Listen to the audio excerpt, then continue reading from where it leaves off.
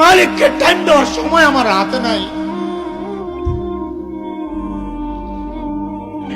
একদিন তো আফসোস কর ভাই, কি করলাম, ইয়া লাইতানি কদ্দামতু লিহায়াতি, ইয়া লাইতানি কদ্দামতু, হায় জীবনের জন্য যদি কিছু বাটাইতাম।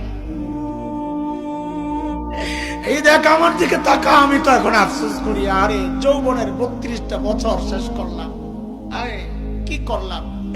প্রতিদিন যদি একবার করে সুবহানাল্লাহ পড়তাম তো আমল নামায় কতগুলো সুবহানাল্লাহ জমা হইত।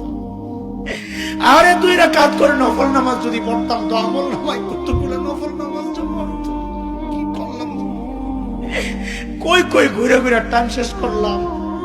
এখন তো আফসোস লাগে যখন আয়নায় দেখি দাড়ি ভাইকা সাদা হয়ে গেছে, যখন দেখে চুল সাদা হয়ে গেছে, বুঝি আরে টাইম তো শেষ, টাইম তো শেষ।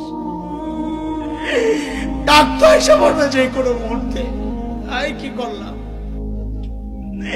আরে ভাই আমার, মালিককে টাইম দাও, মালিককে টাইম দাও, ফালতু সময় খাইও না, নষ্ট করো না। আফসোস করতে হবে হাসরের মাঠে যে হায় এই টাইম কেন নষ্ট করলাম, কেন নষ্ট করলাম। আখিরাতের পুঁজি বানাও, আখিরাতের পুঁজি বানাও।